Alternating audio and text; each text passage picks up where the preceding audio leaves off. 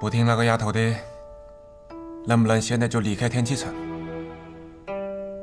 如果可以，我希望哲叔能将神医带走。天启城这些事，由我和长河来解决。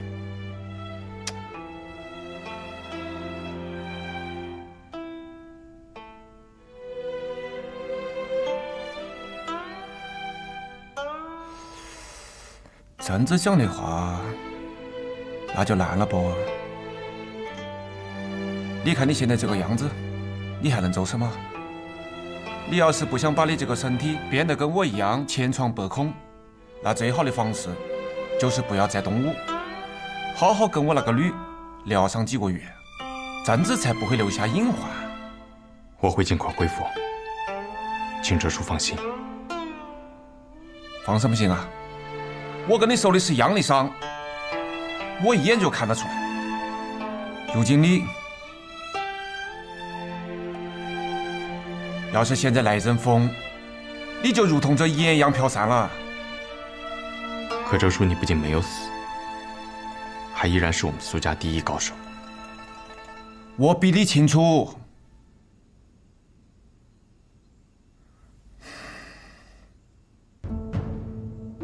如今的我，若是遇到真正的权力一战，与势均力敌的对手死拼，那便是必死无疑。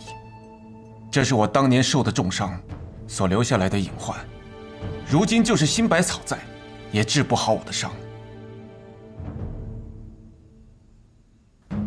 我以后还想将女儿托付给你，所以我不希望你变成跟我一样。哲叔，我有我的打算。你有个屁的打算！你最后的打算总是要拼出自己的性命，跟了你郑子丽，最后都是要当寡妇的。不过也没得办法，你就是郑子丽，所以你才是苏沐雨。既然我那个女跟你都下定了决心，那么就由我来帮你。哲叔不可！有什么不可的？你若是用此功，会遭到巨大的反噬。你放心，我还不会死，我会留着我这条命来照顾我那个女。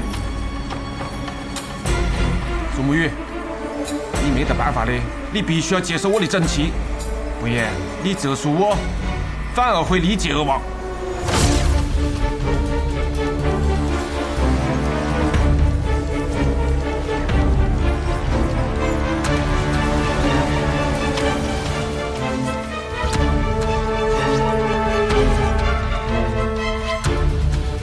苏沐雨，等度过这次劫难，就离开江湖嘛。离开江湖，比如回南安城，你就走一个一辈子的小药童，帮我那个女卖药、捣药、煎药，待到日落时分，你再去做一碗难吃得很的面。然后我那个女啊，一边骂到你，一边把那个面吃了，你呢就不好意思，于是第二天一早就去买了桂花糕。贞子的一辈子是不是也蛮好？我总不能一辈子做面都很难吃吧？哼，你也觉得蛮好吧？我可以住在南安城，安然度过一生。可安和的子弟们呢？若放任他们散入江湖，总是会在某一日死于无人之处吧。是个有责任心的男人。我相信哲叔当年也是很有责任心的。毕竟你是前任的魁，而且你出身自本家，本应该继任大家长之位的。曾经是吧？那个时候，我一腔雄心壮志，只想有一天能够名扬天下，好好争一争这天下第一。后来呢？后来，我遇到了爱情，便只想到仗剑天涯，远走高飞。什么安和，什么天下，都不如在这星空之下仰望群星。你呀，真是不如我。看来我苏辙才是这天底下最好的男人。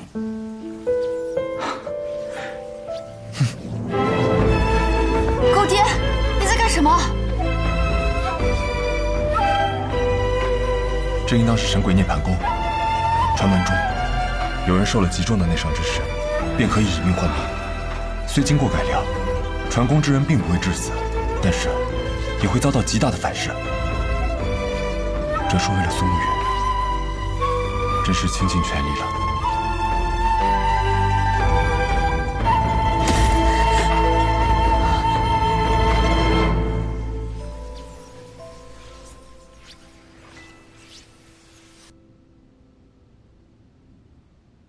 听说最近天启城不太平啊。飞虎将军府有刺客夜袭，闹出了挺大的动静。典业，他招惹什么人呢？这个奴才就不知晓了，好像是一些江湖人。江湖人，江湖人的事，是不是应该问问若风啊？这些江湖人似乎的确和琅琊王相识。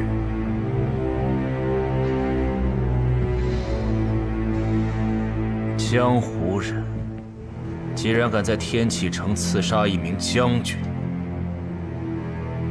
实在是太过胆大包天。传令给典业，固授予他权限，全城搜捕那名刺客。飞虎军精卫，任由他调配。奴才遵旨。如今我的研魔掌已经到达了第9境，但是我只觉得天下偌大，不过我一掌之宽。对了，老头，你这么多年都没有办法将研魔掌提升到第9境吗？我们天启三家所拥有的研魔掌掌法，和你们是不一样的。我们留下的掌法和秘籍是不全的，最多便只能炼至第8重，而同样的境界上，也无法与你们相匹敌。原来如此，我还以为你老头天赋不行呢。你这么说也没错。不过大家长，你可知道为何天启三家留下的掌法秘籍是不全的吗？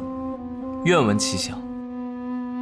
因为研魔掌是一门极其邪门的武功，炼至最后会有极大的反噬，所以天启城中留下的秘籍进行了一些改变，无法发挥这掌法全部的威力。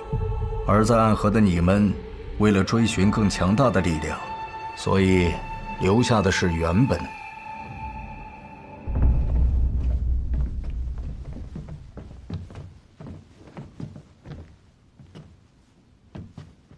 许久未见了，大家长，你可知道，在你闭关的这些时间里，发生了什么吗？听说我们暗河的朋友差点死了，我们的苏家家主也快死了，甚至于鹤羽药庄差点在那夜被夷为平地。你们可知道，我现在很生气。那还不是因为你们胡来？胡来！卓星公公，你说我现在胡来一下，一掌拍死我面前这位大皇子殿下，你能拦得住？大胆！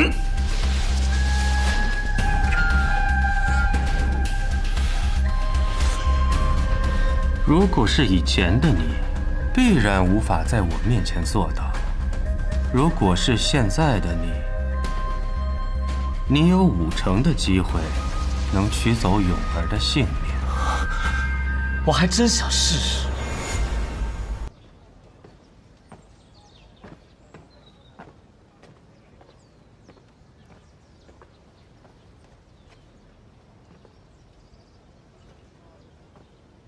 琅琊王殿下，苏家主，苏家主，请放心，我来的路上无人跟踪，没有人会知道你们在此地。殿下师从学堂李先生，很多年前便已是闻名天下的高手，我自是放心。殿下曾被世人称为风华公子，智慧谋略天下无双，城府亦是深不可测。果然，直到我舍命战过一次，殿下才敢完全相信于我。在这天启，即便是我，每走一步也都是如履薄冰，所以我不能错。苏家主，抱歉。我听二爷说，目前南决战事危急，青龙使和你麾下所有精锐已前去相助，白虎使多日前不见踪迹，朱雀使司空长风很多年前便已回归江湖。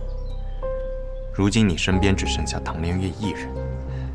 自你助你兄长夺得帝位开始，这应该是你最弱的时候了。看来，苏家主对于这天启城的一切已经是了如指掌了。这其中当然有一些巧合，比如雷梦莎遇困，但有一些应当是你刻意为之。你故意让自己变得很弱，你在等什么？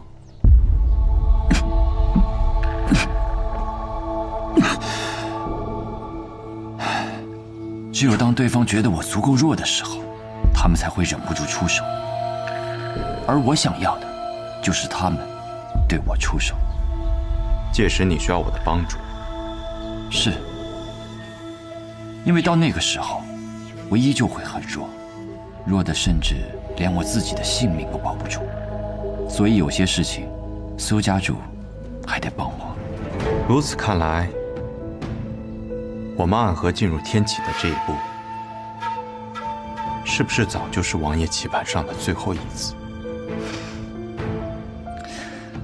我看不见那么远的布局，不过是顺势而为罢了。但我之前答应你的事，我一定会做到。好。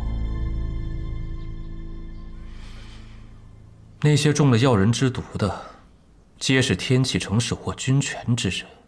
有这把柄在我手中，就算他们不为我所用，也不敢妄动。永儿，我最后跟你说一次，这个选择没有回头的可能。舅舅，我从来不回头，因为回头看到的皆为不堪。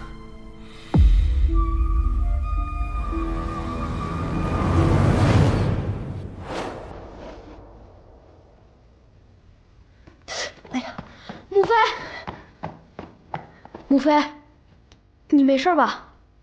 这些活计怎么还需你来做？无事，只是扎到了，都不曾流血。你看，你父皇啊最喜欢我的绣艺，想着平素无事可做，便给他绣了一条腰带，再给你舅舅和外公啊做2双冬靴。来，坐。你今天怎么来了？学堂课业可辛苦？不辛苦，先生还夸儿孙聪慧呢。父皇晓得了，还饲了儿臣一套文房。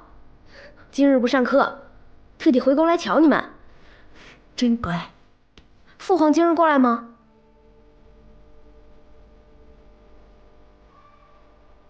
或许吧。殿下，你就替娘娘争一争吧。陛下他日日都去那宣妃处，已经许久不来咱们这儿了。你是陛下的第一个孩子，陛下已经最是疼惜你了。你就点翠，多嘴。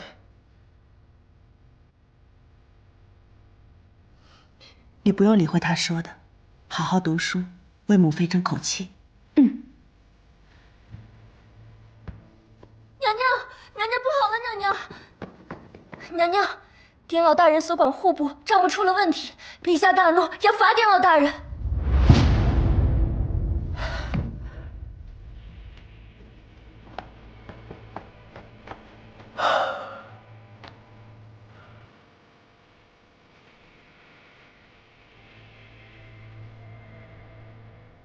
你父王还算有良心，只叫你外公告老还乡。或许父皇是挂念典家是母妃的母族，一条丧家犬，不值得他赶尽杀绝吗？不过永儿，你放心，就这次去参军，便是要给典家谋一条新出路。我会成为你新的底气，你在天启一定照顾好母妃。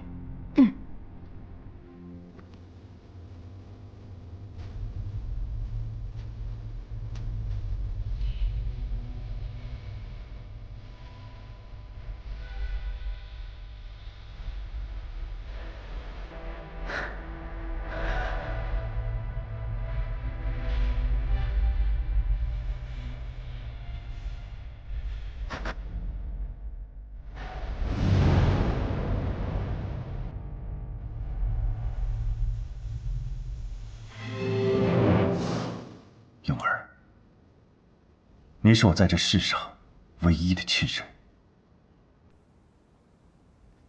舅舅亦是这世上唯一一把我握住，但不会刺到自己的刀了。殿下，玄武使和安和的人一同去了万丈院。怎么又是安和？苏长河明明已经答应和我们的合作了，为何这安和还一直在阻碍我们的计划？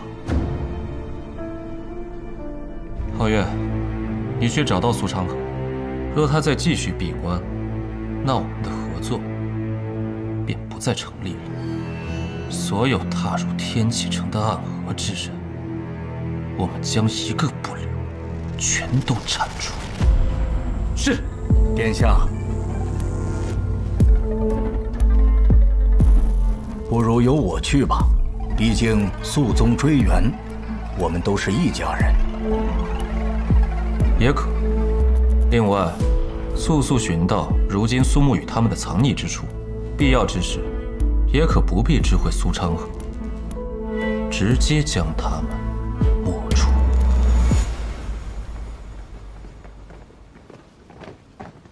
如何了？宇哥，我们已经找到天启城要人的秘密了，不过对手太强，我们只能暂退。雨墨和唐连月已经回琅琊王府复命了。苏沐雨，我们还是先走吧。天启城的水太深太浑了，我认为我们的选择并不值得。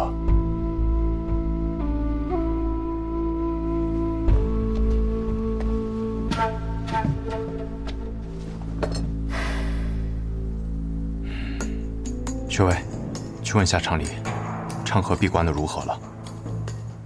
宇哥，你也打算放弃吗？我不想让暗河成为别人权力斗争下的棋子。你们带着神医先离开，我等下昌河的消息，待与他会合之后，再一起回暗河。宇哥，你还是和以前一样，不会骗人。又想让我们带着神医先走，然后自己收拾烂摊子。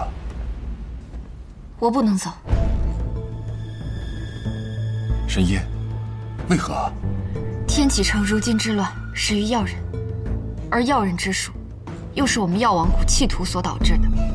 我是药王谷如今辈分最高之人，我不能就这么走了。可如今，大家长正在闭关，苏家主又受了重伤，以我们的战力，恐怕在这场战局上很难有什么帮助。哪个将领？狗爹，狗爹，哲叔，狗爹来了，哪个把你打伤的，我必将他碎尸万段。那狗爹你来晚了，因为苏沐雨已经为我报仇了。你一个小子做得不错。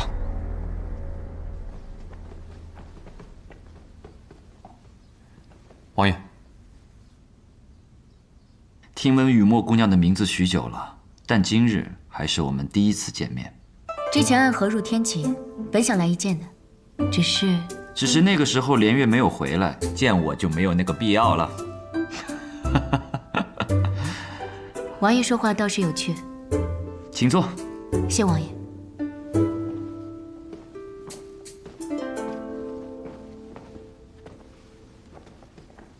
我出身学堂，师傅当年告诉我们，行走江湖，有趣比厉害更能吸引女孩子的注意。所以当年我们中的每一个都很有趣。连月自小住在唐门，认识我们的时候就已经是现在这副无趣的样子了。而且这么多年我都没能改变他。所以不知道雨墨姑娘到底喜欢他什么呢？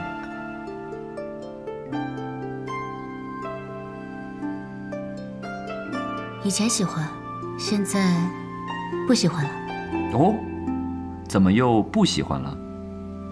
他胆子太小，我喜欢胆大的男子，比如王爷这样的英雄豪杰。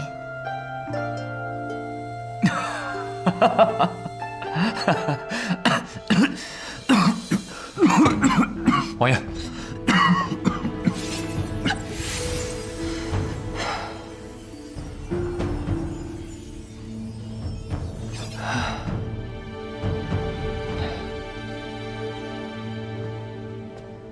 雨墨姑娘，但连月是可以真正依托的男子，而我不是。王爷此话怎讲？因为在我认识的男子中，只有连月，是当他确信自己可以给你一生一世的幸福，无论未来发生什么，自己都不会有丝毫的改变，除非他死了。到那时候，他才会付出自己的真心。可其他人，不是。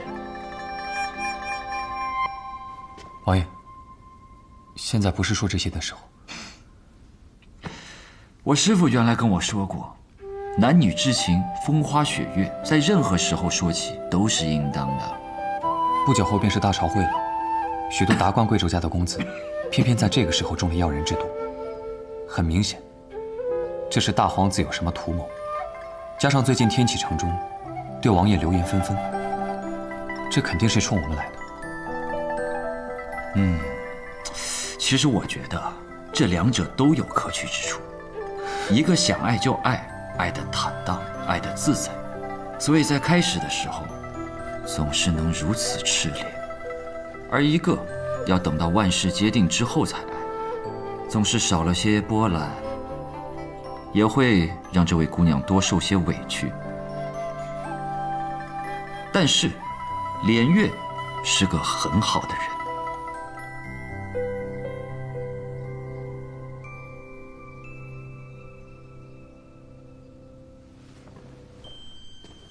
王爷说话，怎么语气怪怪的？好像……雨墨，不得胡说！你又知道我要说什么了？那怎么是胡说呢？好像什么？想交代后事是不是？或许我真的在交代后事呢。王爷，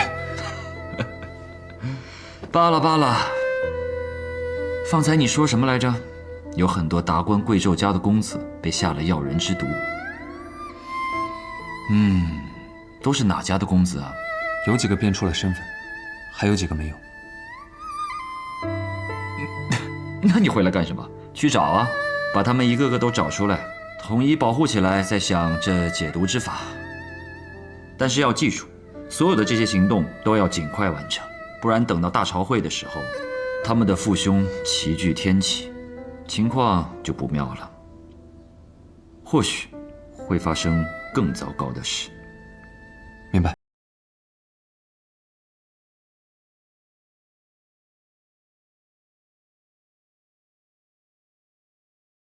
说给员外那位听的话我已经说完了。苏墨月，我们该执行自己的计划了吧？长河，我无法背叛大家长。愚蠢！这次三家铁了心要谋你，我会为你铺好路，你只需要做好握住绵龙剑的准备。你怎么这么多年了还没有明白这个道理啊？你永远都是这么天真。大家长与我二人皆有恩情。恩情？他们培养我们是为了替他们去杀人，我们之间并不存在这可笑的东西。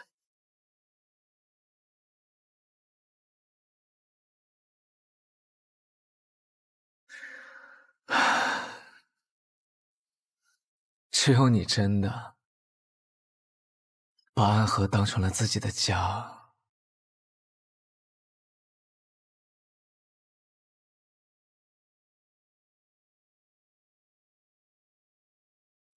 而我却始终做不到这一点。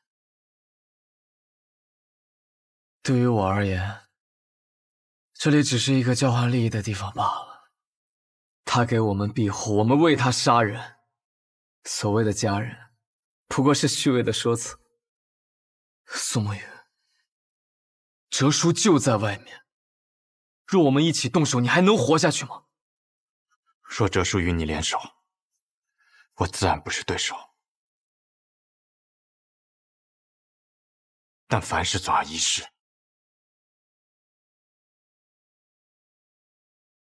你要是说得通，你就不是苏沐雨。我真傻，和你白费这么多口舌。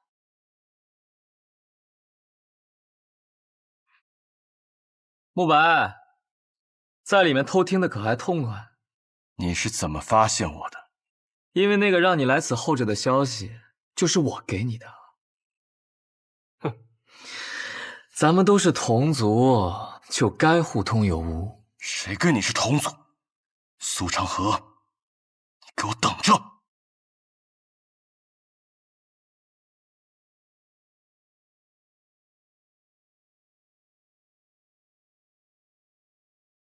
长河，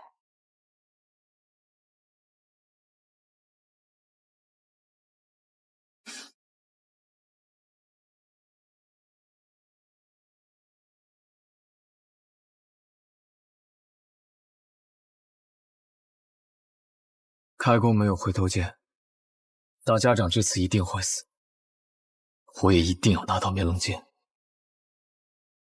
所以，好好想一想我们当年的约定吧。苏沐雨，你去做安河的魁，以后成为大家长，统帅三家，而我留在苏家，继承苏家家主之位。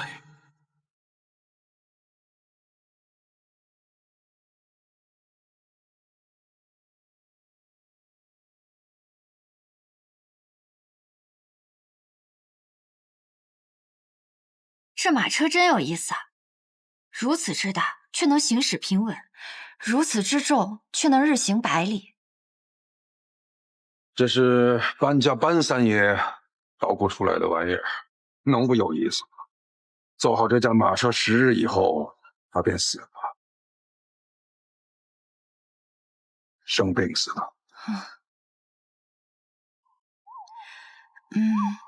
那我若是治好了大家长，我不会得病死了吧？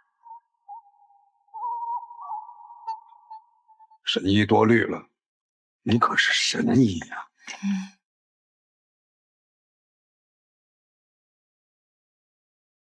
暗河之乱已经开始，不出10日，我们便会得到一个结果，让暗河的水蔓延整个江湖，涌入天启。长河，或许这一次，你我要对彼此真正的拔剑了。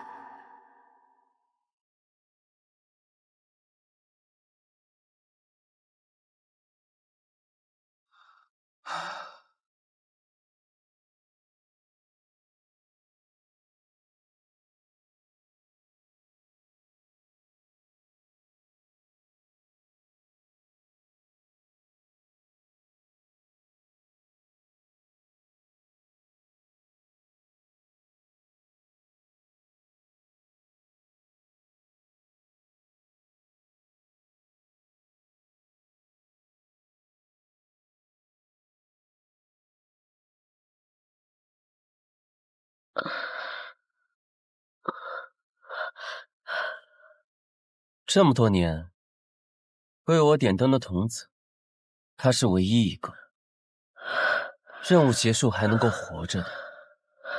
要带他回去吗？不必了。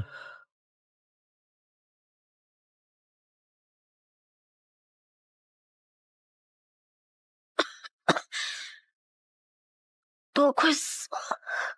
17号，欠你一只手，还你一条命，算你赚了。多少暗涌的情绪，不舍的沉淀。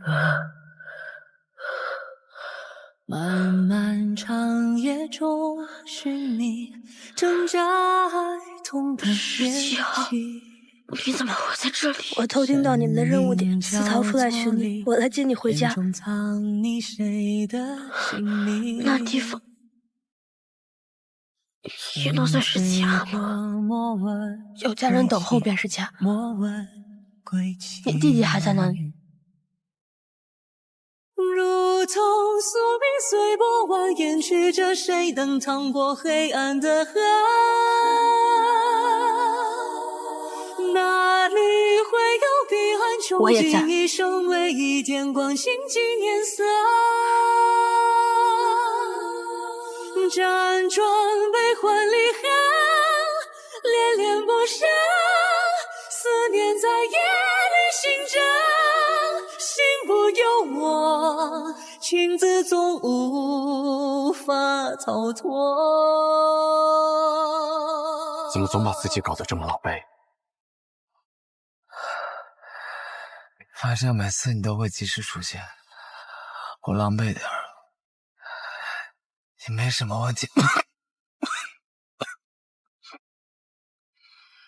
鬼哭园的试炼马上要开始了，各家主唤我们回去。这一天终于还是来了。哪里会有彼岸穷尽一生，唯一点光倾尽颜色？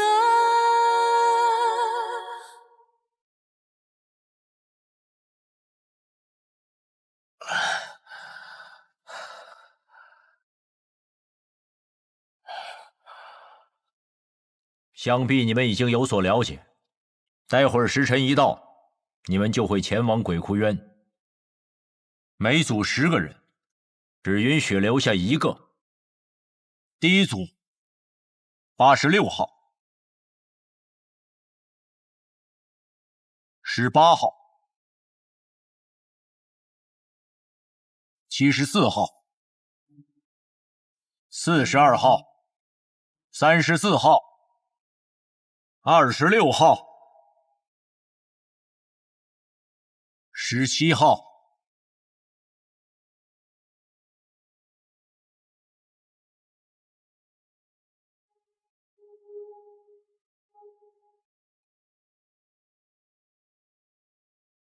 第一组的最后一位，63号。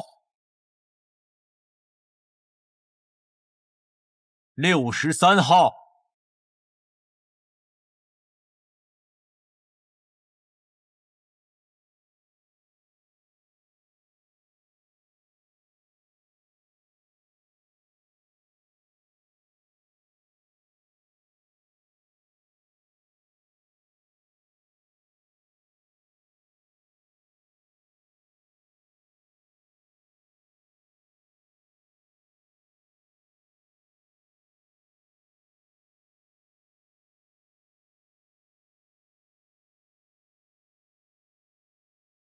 谁惹了木秋兄啊？生这么大的气！木子哲，你明知这2人是我苏家属意的，你这般行事，是要与我苏家为敌吗？别给我扣这么大的罪名，我可不敢。我只是在尽我总教习的职责罢了。职责？不把过强的2个人放在同一组，这是3家都默认的。你就不怕我上报提魂殿吗？等他们情深意重，把彼此看成兄弟的时候，再让他们自相残杀。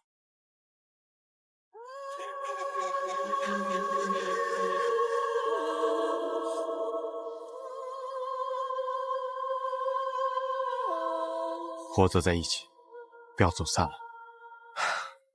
看起来也没有办法与你走散了。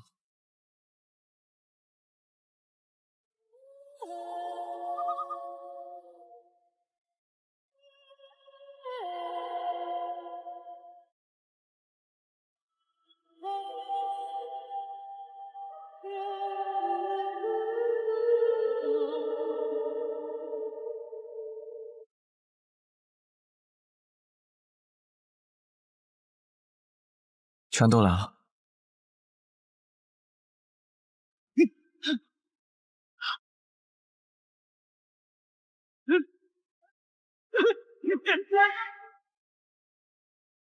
谁都知道你们剑术高超，与其1对1跟你们单打独斗，还不如合力把你们都杀了。我们剩下的再斗，还有几分生气。那便来吧。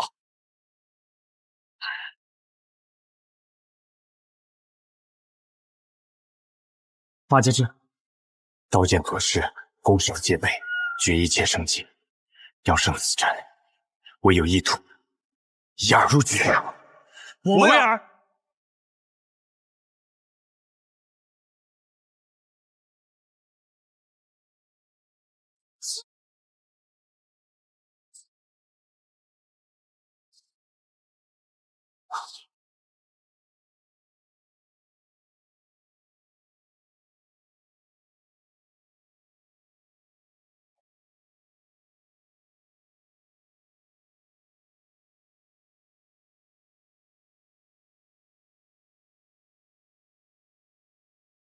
要破8节阵，唯有牺牲1人才能找到突破之口。我们2个同时上，算怎么回事？我知道，我来。有生于这下残风冥冥中汹那我走了。回头望云都乱岗，闭上眼月暗之上，后阵之口。家乡夜里长空，等空出世扭转乾坤，黄云小子里更深，在我脚下我不寻根，借一生不爱也不恨，经历穿越打着众生一夜的人满泪痕，逆流而珊瑚中身份，请忘记我是谁，因我也是我们。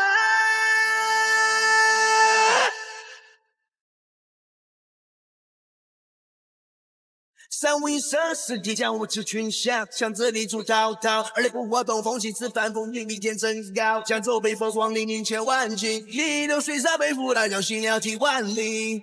刀光剑影出鞘，一破好人仰天长啸，手如履薄冰，谁弹起恨你，传至光明，无悔脚下不胜履。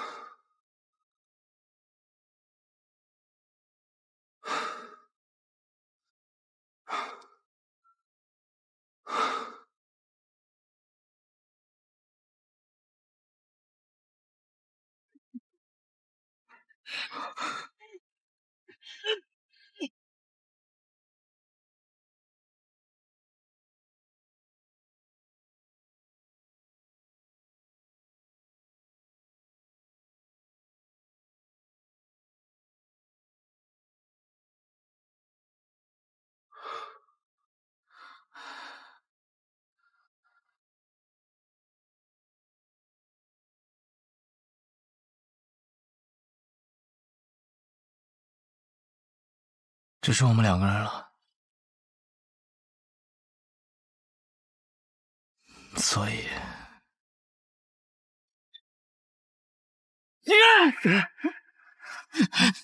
你疯了吗？你这疯子，停下来！我跟你说过，你的恩情，我迟早会还的。我不需要你还。你此前替我做点灯童子的时候，已是还了。暗河的规矩，10个人只有1个人能走出鬼窟园，成为3家之人。你若不成我的情，我们2个人都得死。一定会有办法的。我去和他们说，他们享有最顶尖的资格，而我们俩是他们这些年里遇到最好的种子。他们不会愿意就这么失去我们的。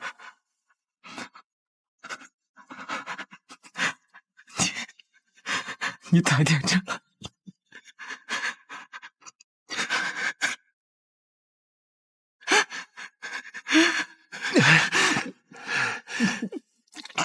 把手放开！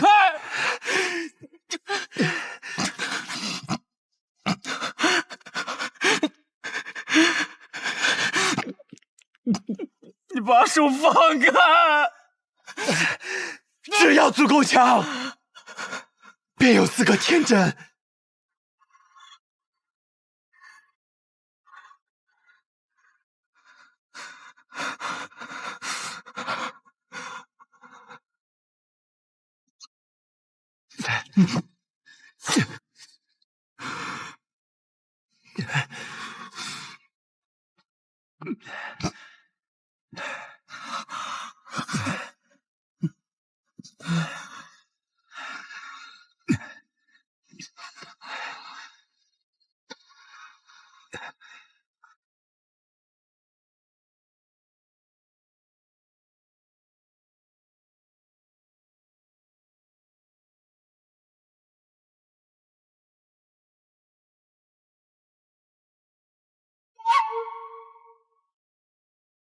谁醒了？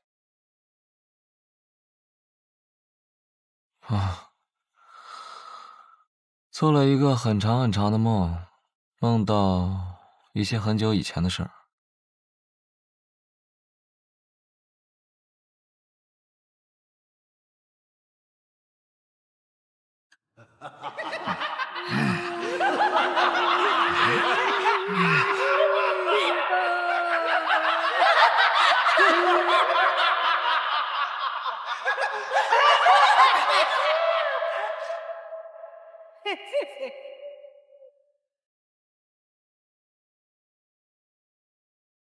邪魔外道，无尽无身。我们是邪魔外道，难道你们要救世人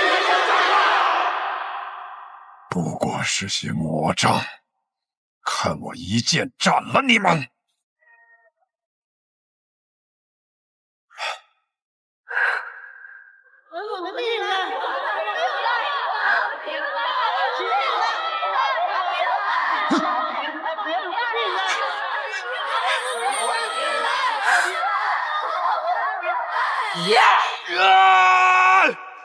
不好！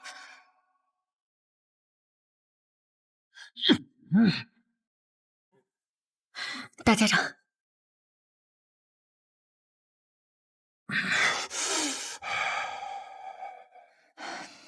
人在虚弱时，邪气便会找机会侵染人的身子，做噩梦是正常的事。大家长不必担心。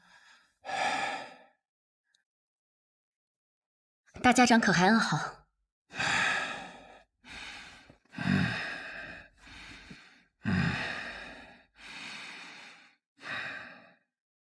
毛头，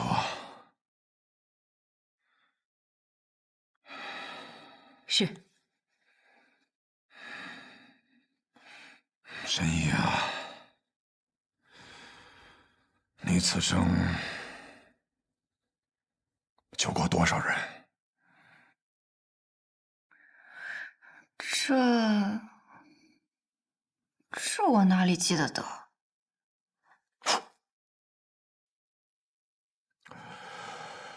加上唐二老爷，我此生杀过832人，很多人，我甚至不记得他们是谁，但心底里总会有一个声音告诉我，那是我杀过的人。其实我不怕这样的梦。当他们出现的时候，我会拿起手边的剑，将他们斩杀得一干二净。我既然杀得了他们一次，那么自然我能杀得了他们第二次、第三次，无论是梦境还是现实，都不会有任何区别。但这一次，当我拔剑的时候，发现手里的剑已经断了，需要让沐雨快些回来。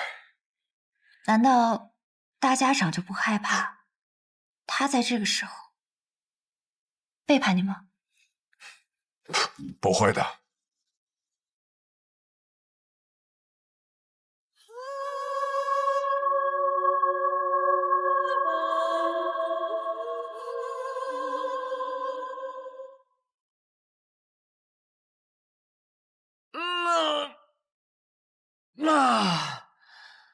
哎呀，坐了许久的马车，累了。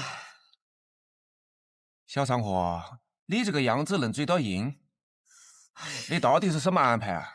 追得上。大家长此行北上，无非就是想拖延时间，按照他的手段。老爷子有没有事儿我不确定，但是我们这一批跑腿的，定是要被他清算。所以在我这儿，大家长必须死。然后呢？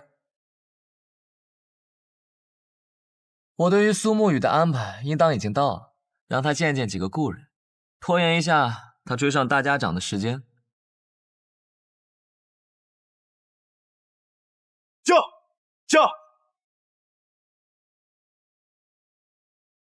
驾！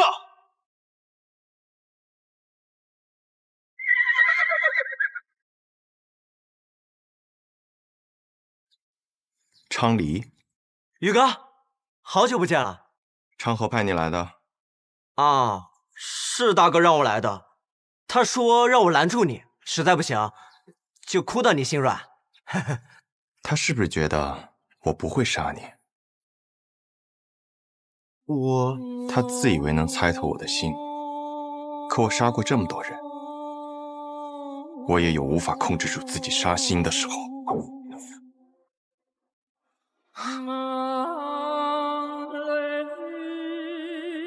若我想杀你，你早就死了。宇哥，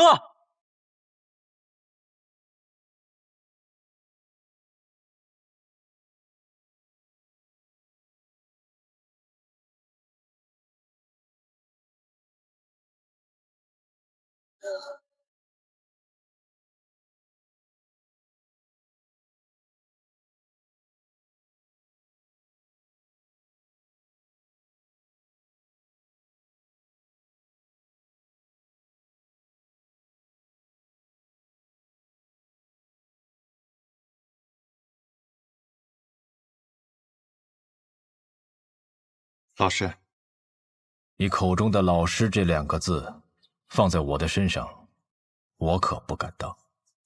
苏轼先生，许久不见了，苏沐雨。昌河为了拦住我，居然把你也请来了。不必怪昌河，是我自己想来的。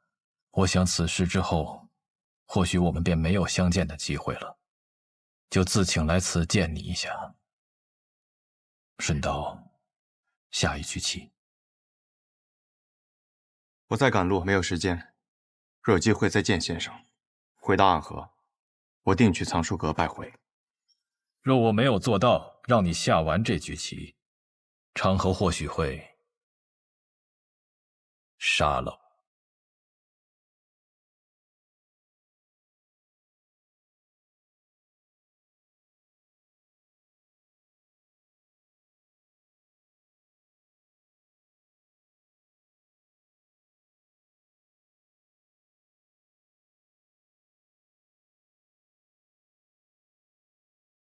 先生来此，是想劝我和昌河联手。你们是暗河这100年来最不可思议的搭档，一起联手破过许多危局。这一次，我相信你们一样可以做到。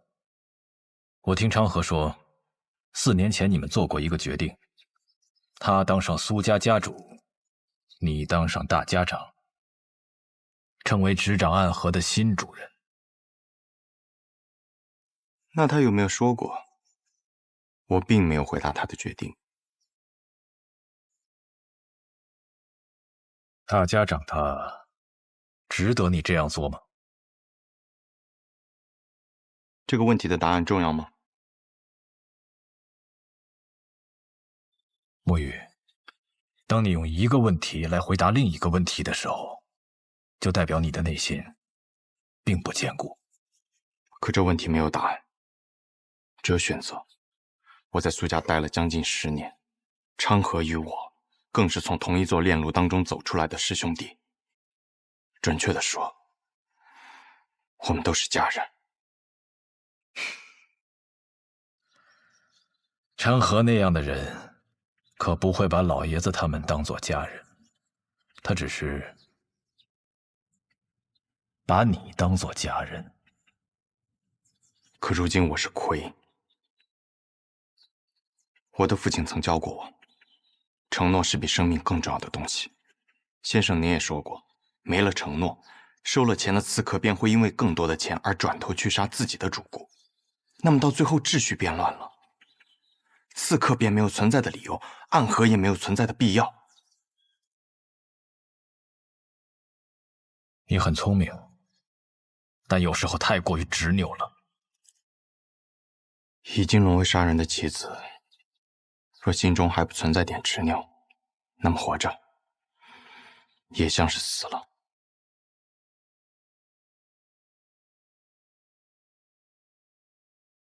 先生，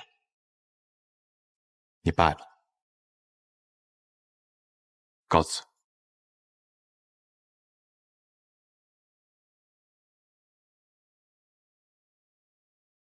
宇哥，你赢不了的。三家家主对大家长这个位置觊觎很久，这个机会他们不可能放过。即便大家长最后把生医好了，他们还是会不惜一切代价把他杀了，这是个必死之局。即使死局，那么昌河他到底想做什么？他想改变暗河，跨过暗河，便能到达彼岸。彼岸之处不再是长夜，而应有光明。和我们联手吧。大哥的意思是让大家长在一个合适的时机死掉，死之前他把绵龙剑传给你，你执掌暗河，而他则去扫清苏家的障碍，成为苏家家主。到时候其他2家再有不满，你们便联起手荡平暗河。宇哥，抱歉，我有我的选择。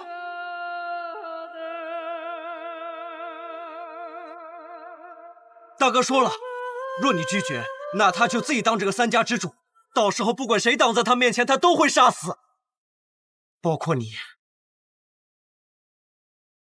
他这一生最好的朋友。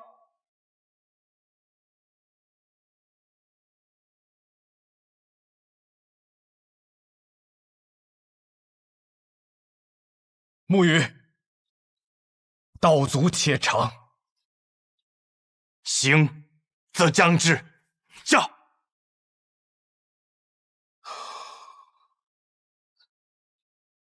先中毒再解毒，以身试毒。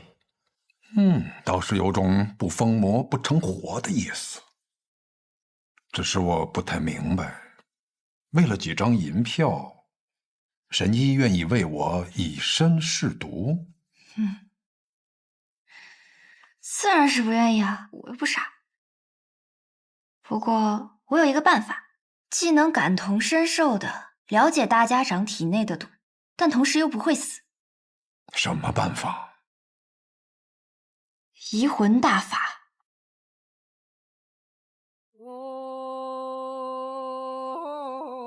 药王谷的秘术移魂大法，若是一旦对某人施用此法，就能和他无感共识。他的过往和此刻的想法，都无法逃脱施用者的眼睛。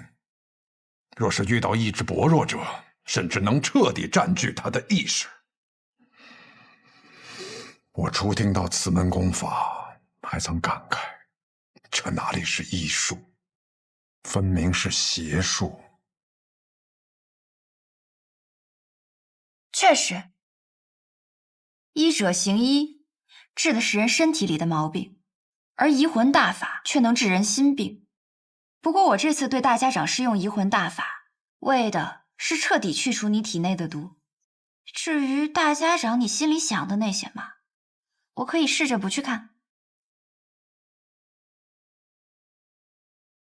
若是一旦施用移魂大法，那我的性命自然是全在我白鹤怀的掌控之中了。届时只要我想，可以随时杀死大家长。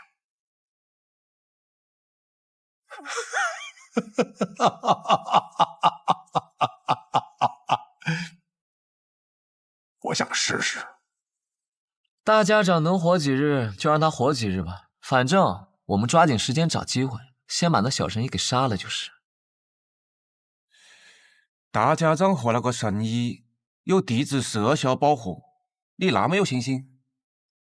哎呀，我派人传了封信，去向了北面那座皇城，里面有一个人出身唐门赫赫有名，是唐二老爷最亲近的弟子。九江琵琶亭内3道暗器震惊天下，是可以与司空长风、百里东君等人齐名的高手。唐灵月，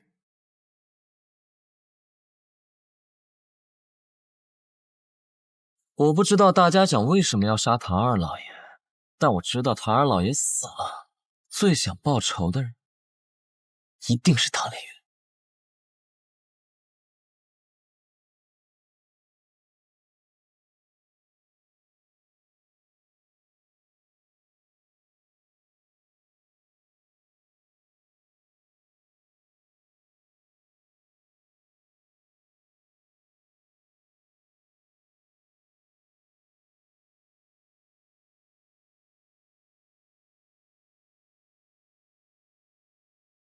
护送大家长离开，快！是。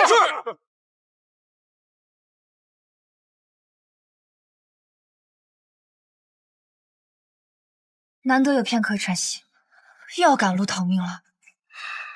当你治好我，便无人敢来了。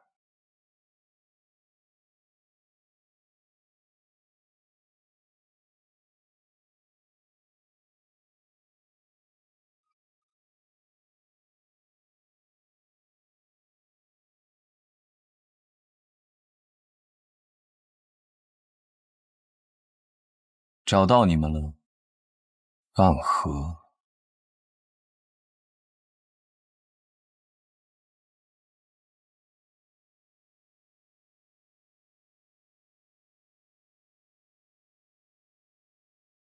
龙须珍，你是唐门的人？唐门，唐连月。唐连月，原来是天启城4守护之一的玄武使啊！我要找的人不是你，你们大家长在哪？我要见的。纵然你是玄武使，但这里一不是天启城，二我们暗河也不听朝廷的指令，大家长岂是你说见就能见的？我并不是以天启城玄武使的身份来的，是以唐门弟子的身份而来。你们暗河的大家长杀了我们唐门的二老爷，这笔账我来负责清算。这个消息玄武使是怎么知道的？如果是子虚乌有的事儿，那该如何呢？想必你们大家长早就走了，留你在此处断后，与我说这么多，不过是想拖延时间罢了。想走？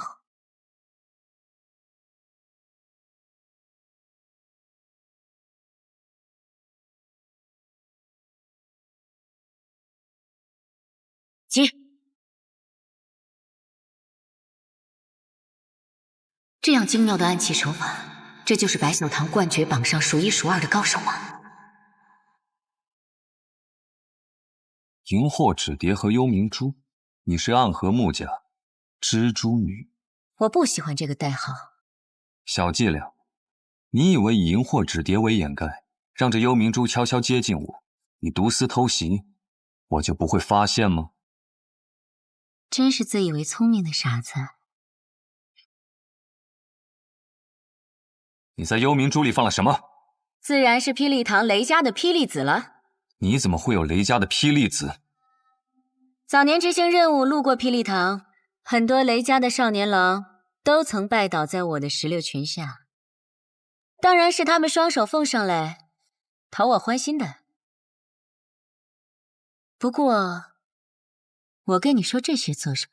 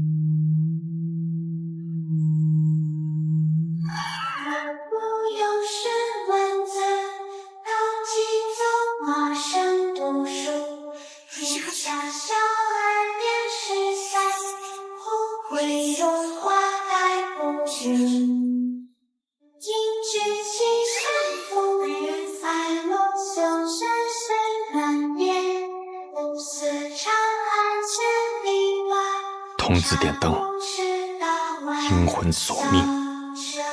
可曾记得昔日也差点做这点灯的童子？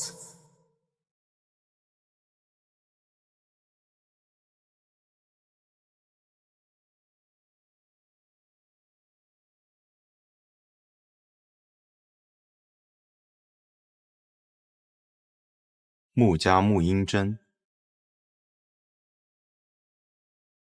你敢与我动手，是想叛离暗河吗？是吗？可我得到的消息是你暗算大家长，意图谋反。我来此杀你，是奉家族之命，救出大家长。看来穆家还真是一片忠心啊。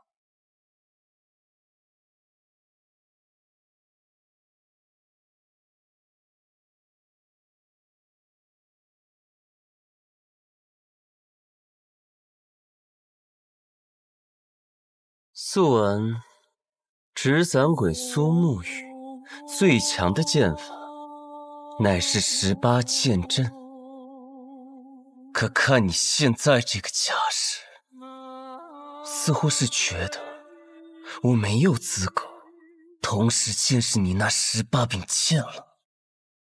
你确实没有资格。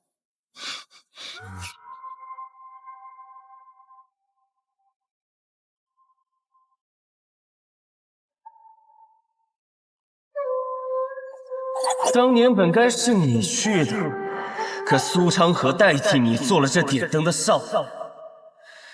按照我的计划，他们应当都要死掉，可他却被你救。